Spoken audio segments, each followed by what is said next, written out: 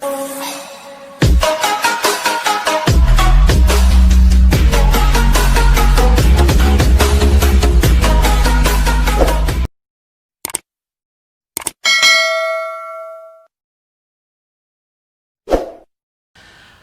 teman-teman, balik lagi bareng aku Oji Bermana Tarigan di Anak Kosan Channel. Nah, hari ini aku masih membahas tentang beasiswa yang bisa kalian dapatkan di perguruan tinggi. Tentunya bersama teman-teman aku yang sudah pernah mendapat beasiswa tersebut. Penasaran kan? Jadi jangan lupa untuk subscribe channel ini, like dan komen setiap video-video yang ada di channel ini. Nah, untuk mempersingkat waktu langsung aja boleh masuk. Tepuk tangan dong. Ya, hari ini aku bareng teman aku, salah satu penerima beasiswa yang terdapat di Universitas Pendidikan Indonesia. Penasaran kan beasiswa apakah itu? Oke, untuk mempersingkat waktu lagi, boleh Kang perkenalan dulu? Ya, perkenalkan, nama saya Ramdan Heruman. Saya salah satu teman dari Oji Bermana Tarigan. Oke, jadi Kang Ramdan ini merupakan salah satu mahasiswa Universitas Pendidikan Indonesia. Dan pada berapa tahun Kang udah mendapat beasiswa? 3 kali lah, 3 tahun. 3 tahun mendapat beasiswa apa Kang? Beasiswa yang sering disebut PPA disingkatnya tuh. Jadi PPA itu prestasi peningkatan akademik kalau kepanjangannya tuh.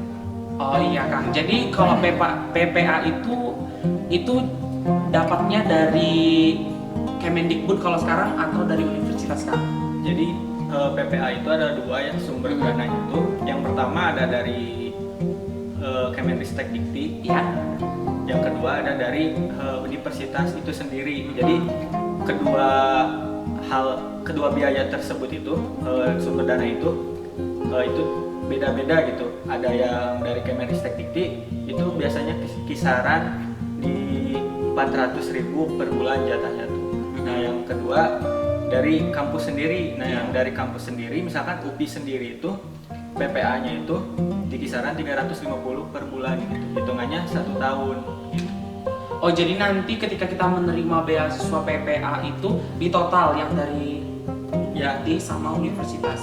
Enggak, jadi kita ngajuinnya mau yang mana. Dan saya itu kebetulan ngajuinnya itu yang lebih gede gitu ya. Biasanya ke Kemenristek Dikti. Nah, yang Kemenristek Dikti kan kalau cairnya itu PPA itu biasanya di 1 semester. Jadi 1 semester baru cair, 1 semester baru cair, dan itu cairnya di kisaran 2.400.000. Hitungannya kan 6 bulan per semesternya. Jadi 2.400.000 kali 2 buat 1 tahun jadi 4.800.000. Oke Kang, selanjutnya untuk mendapatkan beasiswa PPA ini gimana sih caranya Kang, syarat-syaratnya gitu?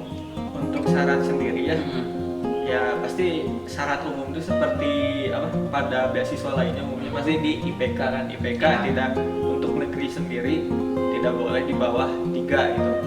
Nah, sedangkan untuk swasta tidak boleh di bawah 3,25. Nah, untuk PPA sendiri selain dari IPK, biasanya PPA ini ada syarat dan prasyarat tertentu. Biasanya itu diserahkan kepada kampus atau universitas yang memegang kebijakan itu sendiri gitu. Jadi misalkan di UPI sendiri, ya saya untuk syaratnya itu membuat suatu PKM, program kreativitas mahasiswa, dengan mengajukan suatu proposal. Nah, nanti diseleksi lagi dari syarat-syarat lainnya apakah saya layak untuk mendapatkannya atau tidak gitu. Nah, sedangkan universitas lain beda lagi. Misalkan ada yang dari ujian tes tulis atau apa. Dan untuk UPI sendiri itu biasanya ngambil dari pengajuan proposal program kreativitas mahasiswa. Nah, nanti dinilai si programnya bagus atau tidak.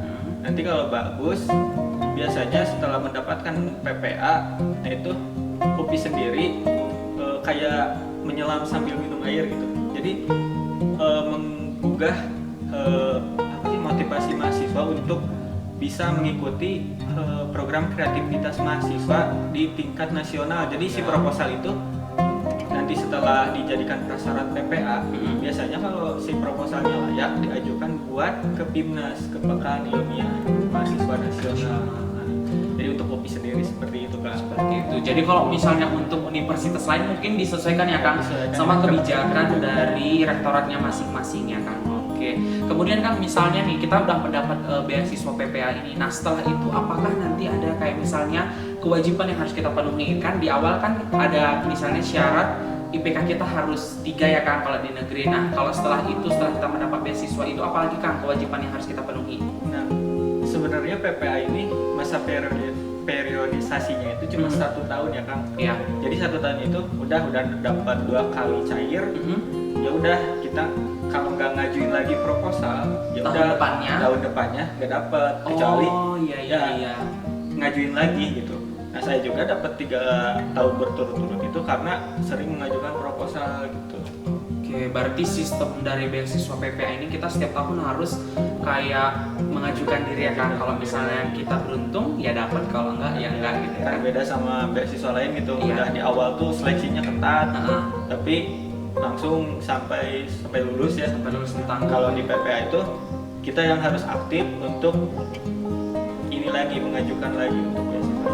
Jadi kalau cuma 1 tahun terus kita kekurangan info dan telat masukin proposal, ya udah kita nggak bakal dapat lagi untuk tahun depan. Oke.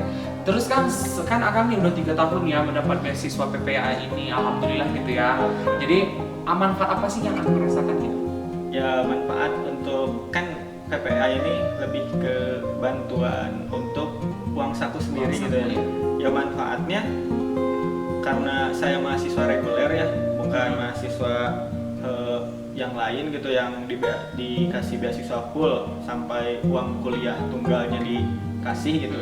Nah manfaatnya kan yang pertama dari uang, meskipun UKT saya di atas rata-rata gitu, tapi setidaknya uang tersebut bisa dimanfaatkan gitu untuk mengurangi SPP atau uang kuliah tunggal yang ada di UPI ini gitu. Jadi ya kita manfaatkan sebaik mungkin dana atau rezeki yang datang ke kita. Jangan sampai disalahgunakan yang seperti selintingan-selintingan orang dengar gitu, banyak yang beasiswa yang digunakan untuk yang hal tidak berguna gitu. Ya, kita banyak ya kan. Banyak. Jadi ya setidaknya kita memanfaatkan gitu hal tersebut untuk ya tujuan beasiswa itu kan buat pendidikan ya. Kita manage buat biaya pendidikan juga.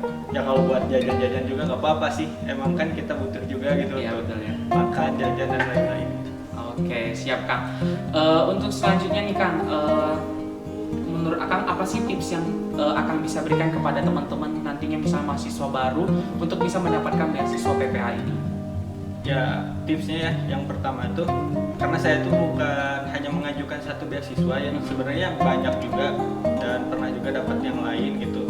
Nah untuk tipsnya kalian jangan stuck di satu beasiswa aja gitu, harus apa ya, terus masukin persyaratan setiap beasiswa, termasuk ada kan jarum, terus bidik misi juga dan lain-lain gitu, karena kita nggak tahu rezeki kita ada di mana pintunya gitu. Betul kan? Iya. Ya.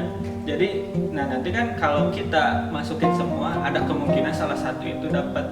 Beda halnya dengan kita cuma masukin satu beasiswa, kalau nggak dapat ya udah kita kecewa, satunya diharapin terus nggak lolos gitu kan, itu kecewa lah gitu. Nah untuk mahasiswa baru hal tersebut ya memasuki semua persyaratan beasiswa, ikut seleksi semuanya, jadi itu akan membuat kita juga ada rasa bahagia tersendiri kalau udah lolos salah satunya gitu, dan ada kemauan untuk ikut beasiswa yang lebih bagus lagi gitu di sana. Oke Kang, terakhir nih Kang, pesan apa sih yang bisa Kang berikan untuk teman-teman kita, baik itu mahasiswa yang udah Lama. tingkat 2 gitu atau nantinya ada mahasiswa baru nih Kang, pesan apa sih yang akan bisa berikan kepada mereka agar tetap semangat gitu berkuliah? Ya, untuk pesannya ya untuk calon-calon mahasiswa baru ataupun mahasiswa lama, ya kita jangan patah semangat, jangan mandang biaya kuliah di Indonesia itu mahal, tapi cari peluang sebanyak mungkin untuk menutupi uang kuliah itu yang mahal. Ya salah satunya kita cari link-link beasiswa, karena beasiswa itu bukan hitungan jari gitu, banyak gitu, bahkan di Indonesia itu bisa ratusan untuk beasiswa untuk kuliah di S1 ini gitu. Kalian jangan stuck di beasiswa yang ternama, tapi banyak juga beasiswa-beasiswa yang kita nggak tahu gitu kan, yang ternama itu seperti Bidik Misi, Jarum. Nah kalau kita stuck di situ, harapannya ke situ semua, beasiswa-beasiswa ke luar negeri kemana, ataupun beasiswa dari lembaga lain atau pihak lain yang kita nggak tahu. Nah itu banyak yang nggak keisi gitu sampai sekarang tuh. Jadi manfaatin gitu, jangan males-malesan juga gitu untuk masih ada orang tua, tapi kita berusaha untuk mendewasakan diri, bagaimana kita meringankan beban orang tua tersebut untuk bisa kuliah atau melanjutkan jenjang pendidikan yang lebih baik lagi gitu Pak.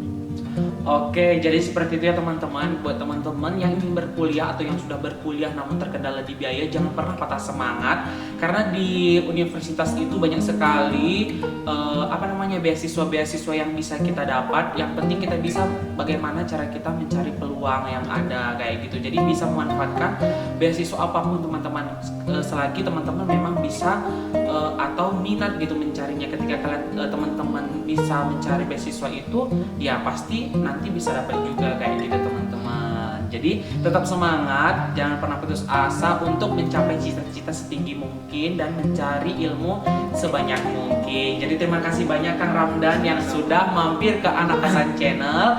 Jadi buat teman-teman jangan lupa untuk subscribe channel ini untuk bisa berkembang lebih lagi, dan jangan lupa untuk ditonton video lainnya di Anak Kosan Channel. Bye bye.